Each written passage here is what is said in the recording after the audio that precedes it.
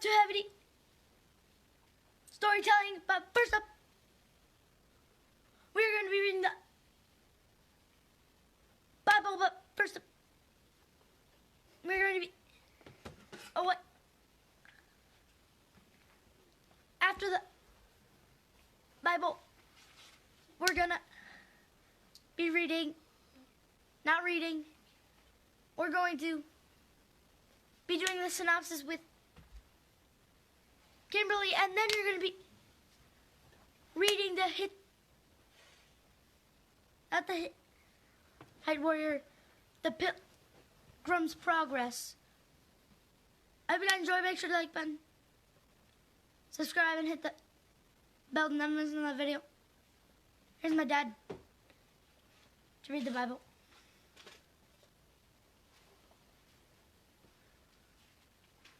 Hi. Excuse me, our announcer is experiencing technical difficulties. So, I'm going to be reading, this is from Exodus chapter 34, and we just had, God wanted them to be cast out of his sight. He couldn't deal with them because they were stiff-necked. He told Moses to tell them so, and which Moses did, and then Moses interceded on behalf of the Israelites. So let's see what happens. The Lord said to Moses, this is the English Standard Version, Exodus chapter 34. I'm waiting to make sure everybody's Bibles are open. JJ's, Kimberly's, Daniel's, good job. All right, chapter 34. The Lord said to Moses, "Cut for yourself 2 tablets of stone like the first, and I will write on the tablets the words that were on the first tablets which you broke. Be ready by the morning, and come up in the morning to Mount Sinai, and present yourself there to me on the top of the mountain. No one shall come up with you, and let no one be seen throughout all the mountain. Let no flocks or herds graze opposite that mountain." So Moses cut 2 tablets of stone like the first. And he rose early in the morning and went up on Mount Sinai, and as the Lord had commanded him, and took in his hand 2 tablets of stone. The Lord descended in the cloud and stood with him there, and proclaimed the name of the Lord. The Lord passed before him and proclaimed, the Lord, a God merciful and gracious, slow to anger and abounding in steadfast love and faithfulness, keeping steadfast love for thousands, forgiving iniquity and transgression and sin, but who will by no means clear the guilty, visiting the iniquity of the fathers on the children and the children's children to the 3rd and the 4th generation. And Moses quickly bowed his head toward the earth and worshipped. And he said, "If now I have found favor in your sight, O Lord, please let the Lord go in the midst of us, for it is a stiff-necked people, and pardon our iniquity and our sin, and take us for your inheritance."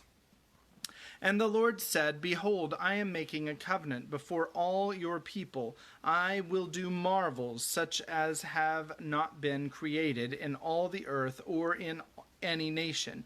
And all the people among whom you are shall see the work of the Lord, for it is an awesome thing that I will do with you.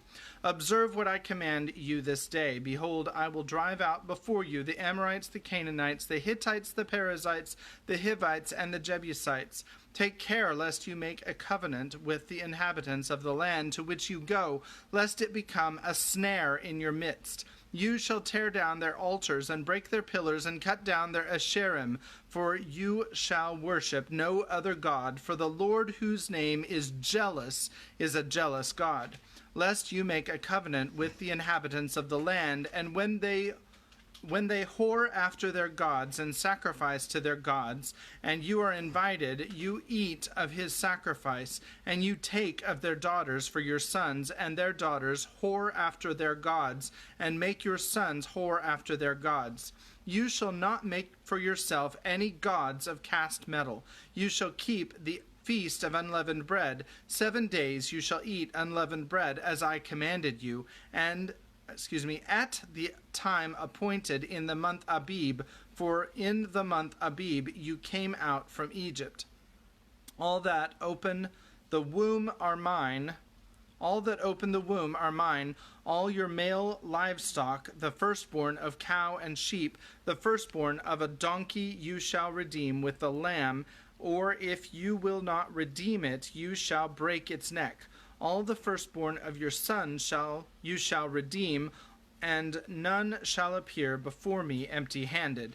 6 days you shall work, but on the 7th day you shall rest. In plowing time and in harvest you shall rest. You shall observe the feast of weeks, the firstfruits of wheat harvest, and the feast of ingathering at the year's end.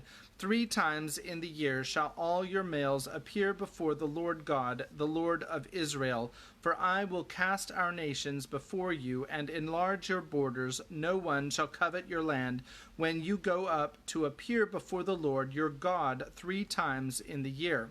You shall not offer the blood of my sacrifice with anything leavened, or let the sacrifice of the feast of the Passover remain until morning. The best of the firstfruits of your ground you shall bring to the house of the Lord your God. You shall not boil a young goat in its mother's milk.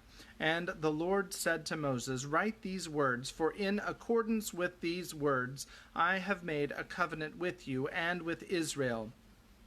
So he was there with the Lord 40 days and 40 nights. He neither ate bread nor drank water, and he wrote on the tablets the words of the covenant, the 10 commandments. When Moses came down from Mount Sinai with the 2 tablets of the testimony in his hand as he came down from the mountain, Moses did not know that the skin of his face shone, because he had been talking with God. Aaron and all the people of Israel saw Moses, and behold, the skin of his face shone, and they were afraid to come near him. But Moses called to them, and Aaron and all the leaders of the congregation returned to him, and Moses talked with them.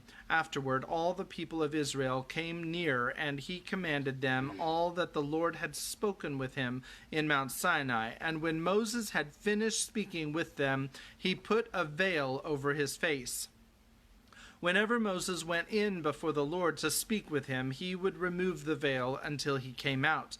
And when he came out and told the people of Israel what he had commanded, the people of Israel would see the face of Moses, that the skin of Moses' face was shining, and Moses would put the veil over his face again until he went in to speak with him.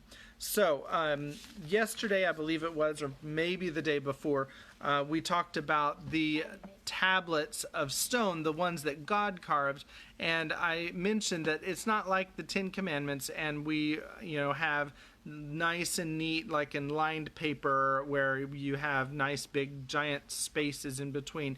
It looks a lot more like a tablet from Babylon or from Egypt, in which it's just got a writing crammed all over the tablet, all over the stone, and so that is what it would look like. I did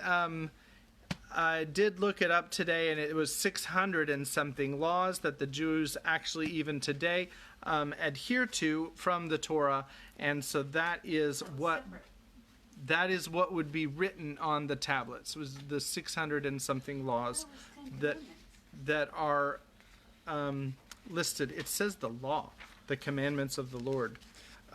So the other thing so it would have taken Moses a while to write this in the stone. The other thing that I wanted to point out that I heard recently, and I can't necessarily cite the source because I'm not sure exactly where I heard this. 40 days and 40 nights might not be literal 40 days and 40 nights, but in the Hebrew custom, it means a long time and like several days, and like it could have been 3 or 4 weeks, or maybe 5 or 6 weeks. 6 weeks obviously would be 42 days, but anytime that you see 40 days and 40 nights, the Hebrews wouldn't necessarily take it literally. So you can take that for what it's worth. And of course, Moses' face shone when he was around God, because that's the kind of effect that God has on us it is very apparent when we spend time in with God in prayer and in His Bible. So, now we are on chapter 33 of Pilgrim's Progress. So in chapter 32, Christian and Hopeful, they met this dude named Ignorance that was just full of all kinds of amazing wisdom that really helped Christian out and in understanding how, the celestial city and the wicket gate and all this stuff works, and he didn't have grenades. But here's Kimberly to say how it really happened. So, what actually happened... I did say one thing that was true. What? He didn't have grenades. Yeah, nobody has grenades. So, what actually happened was Ignorance was very ignorant. He was actually from the place with the shepherds that they stopped by earlier. Read more about it in the chapter before last. But it turns out he didn't go all the way over to the wicket gate to start his journey. He just went and started walking in the direction of the celestial city. So, he's not going to have the stuff he needs to get into the city. And he's like, nah, it's fine. I believe in God. It's not like I don't believe in him. I'm just walking over there for no reason. So, yay? But, he was just like, saying all these bad things, and Christian and Hopeful are like, let's just go and see if he gets it after a while. So I'm going to hand it off to Dad, who's going to read us a story. So the next chapter is chapter 33, and this one is called Christian and Hopeful, Great Grace. Let me begin. Hopeful. But it must needs be a comfort to him they got not this jewel from him. Christian. It might have been great comfort to him had he used it as he should, but they that told me the story, they that told me the story said that he made but little use of it all the rest of the way, and that because of the dismay that he had in their taking away his money. Indeed, he forgot it a great part of the rest of his journey, and besides, when at any time it came into his mind, and he began to be comforted therewith, then would fresh thoughts of his loss come again upon him, and those thoughts would swallow up all. Hopeful. Alas, poor man, this could not but be a great grief to him. Christian. Grief? Aye, a grief indeed. Would it not have been so to any of us had we been used as he, to be robbed and wounded too, and that in a strange place as he was? It's a wonder he did not die with grief, poor heart. I was told that he scattered about all the rest of the way with nothing but doleful and bitter complaints, telling also to all that overtook him, or that he overtook in the way as he went, where he was robbed, and who they were that did it, and what he had lost, how he was wounded, and that he hardly escaped with life. Hopeful. But it is a wonder that his necessity did not put him upon selling or pawning some of his jewels, that he might have wherewith to relieve himself in his journey. Christian. Thou talkest like one upon whose head is the shell to this very day. For what should he pawn them, or to whom should he sell them? In all that country where he was robbed, his jewels were not accounted of, nor did he want that relief which could from thence be administered to him. Besides, he had his jewels been missing at the gate of the celestial city, he had, and that he knew well enough, been excluded from an inheritance there, and that would have been worse to him than the appearance and villainy of 10,000 thieves. Hopeful.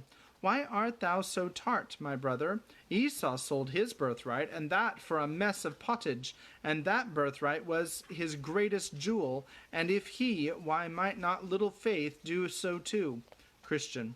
Esau did sell his birthright indeed, and so do many besides, and by so doing exclude themselves from the chief blessing, as also that caitiff did.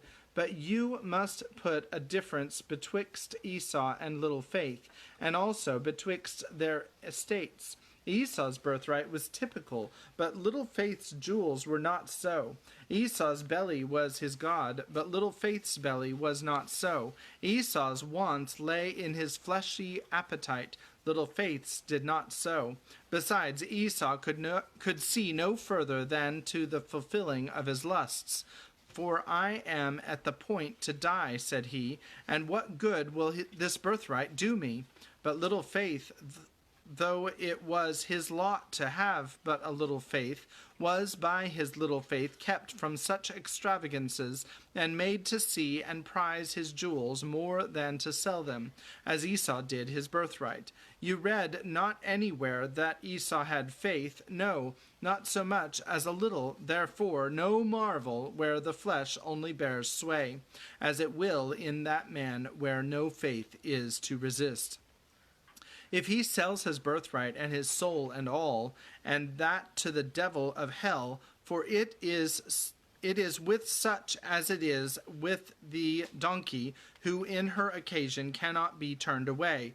When their minds are set upon their lusts, they will have them, whatever they cost. But little faith was of another temper. His mind was on things divine. His livelihood was upon things that were spiritual, and from above. Therefore, to what end should he that is of such a temper sell his jewels? Had there been any that would have bought them, to fill his mind with empty things? Will a man give a penny to fill his belly with hay? Or can you persuade the turtle dove to live upon carrion like the crow? Though faithless ones can, for carnal lusts, pawn or mortgage, or sell what they have, and themselves outright to boot. Yet they that have faith, saving faith, though but a little of it, cannot do so. Here, therefore, my brother, is thy mistake. Hopeful. I acknowledge it, but yet your severe reflection had almost made me angry. Christian. Why, I did but compare thee to some of the birds that are of the brisker sort, who will run to and fro in untrodden paths, and the shell upon their heads, but pass by that, and consider the matter under debate, and all shall be well betwixt thee and me. Hopeful. But Christian, these three fellows, I am persuaded in my heart, are but a company of cowards. Would they have run else, think you, as they did, at the noise of one that was coming on the road? Why did not little faith pluck up a greater heart? He might, methinks, have stood one brush with them, and have yielded when there had been no remedy. Christian. That they are cowards many have said, but few have found it so in the time of trial. As for a great heart, little faith had none, and I perceive by thee, my brother, hadst thou been the man concerned, thou art but for a brush, and then to yield.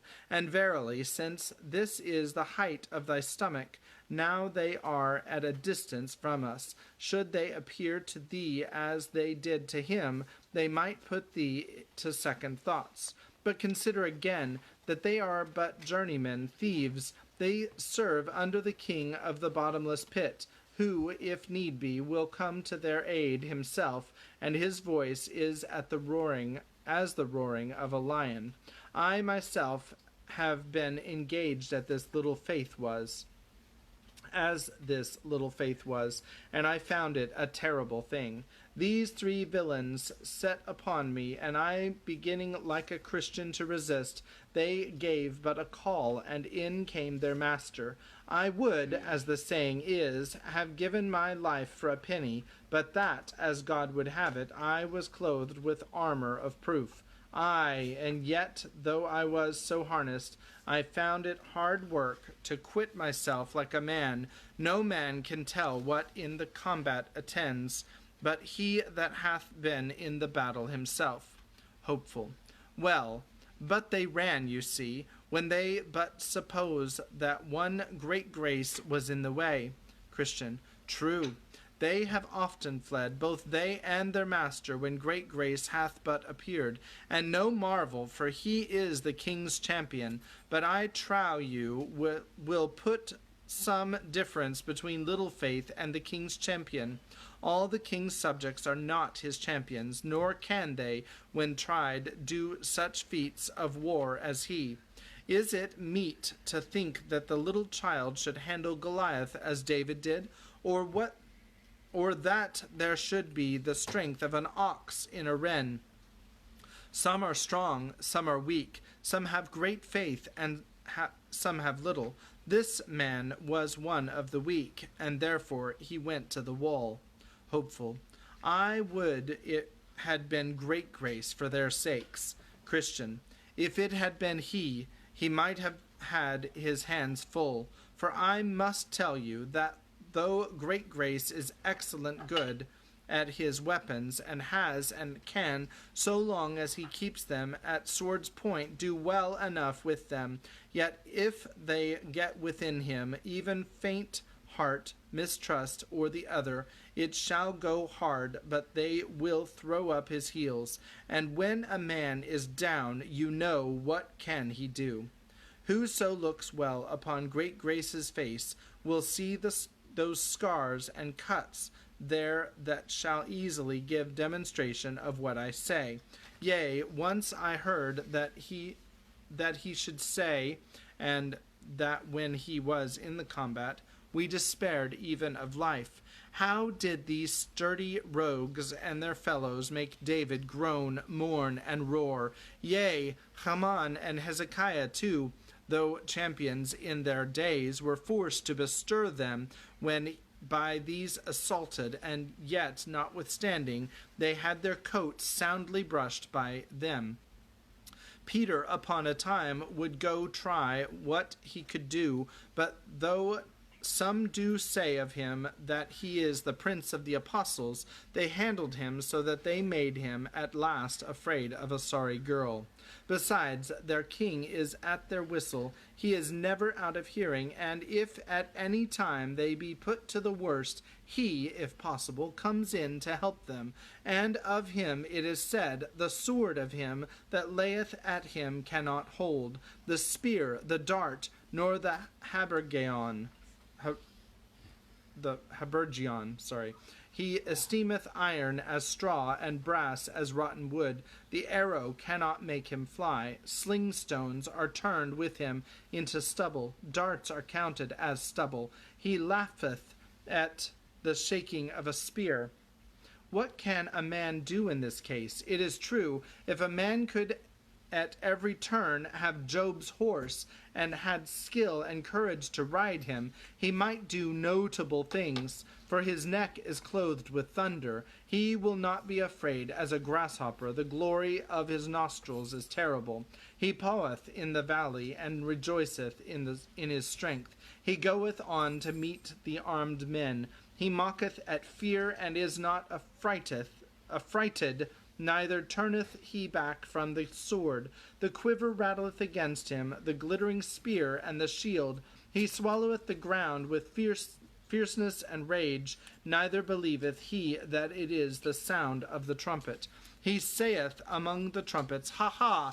And he smelleth the battle afar off, the thunder and the thunder of the captains and the shoutings. But for such footmen as thee and I are, let us never desire to meet with an enemy, nor vaunt as if we could do better, when we hear of others that have been foiled, nor be tickled at the thoughts of our own manhood.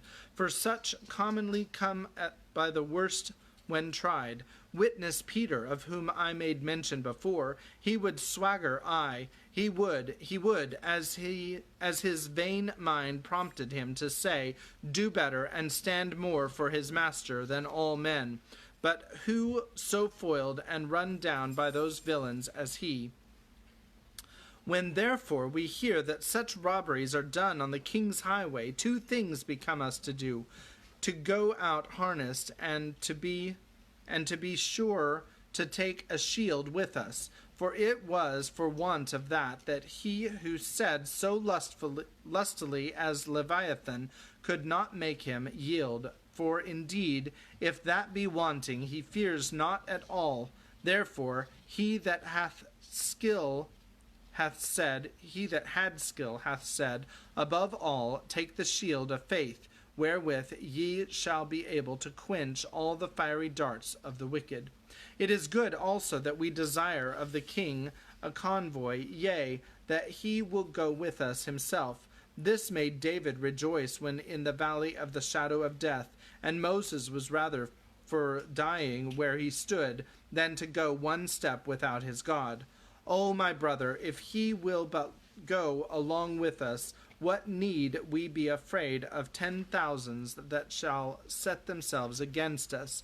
But without him the proud helpers fall under the slain. I, for my part, have been in the fray before now, and though, through the goodness of him that is best, I am, as you see, alive, yet I cannot boast of any manhood. Glad shall I be if I meet with no more such brunts, though I fear we are not got beyond all danger. However, since the lion and the bear have not yet devoured me, I hope God will also deliver us from the next uncircumcised Philistine. Then sang Christian, poor little Faith, hast been among the thieves, wast robbed? Remember this, whoso believes, and get more faith, then shall your victors be over 10,000, else scarce over thee. And that's the end of chapter 34. Next time we will read, that's the end of chapter 33. Next time we will read chapter 34, which is called Flatterer and Shining One, Atheist. And then we are set for finishing this book hopefully next week, and I am excited for the conclusion of the journey. I hope you are as well, and we will see you next time. I think I just inherited a child on my shoulder, so God bless you, have a good night, and we'll see you next time. Thank you. Bye.